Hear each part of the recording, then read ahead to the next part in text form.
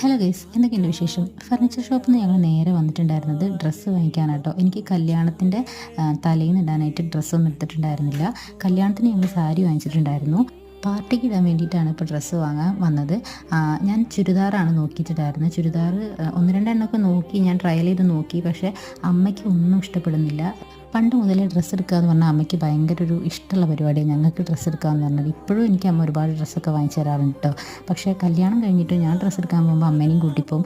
അമ്മ പറയുന്നതിൻ്റെ നേരെ ഓപ്പോസിറ്റ് സാധനമേ ഞാൻ എടുക്കുകയുള്ളൂ. പക്ഷേ എന്നാലും അമ്മ വരുമ്പോൾ ഒരു ഒരു രസമാണ്. ഞാൻ എടുക്കുന്ന അമ്മയ്ക്കും ഇഷ്ടാവില്ല, അമ്മ പറയുന്നത് ഞങ്ങൾക്കും ഇഷ്ടാവില്ല.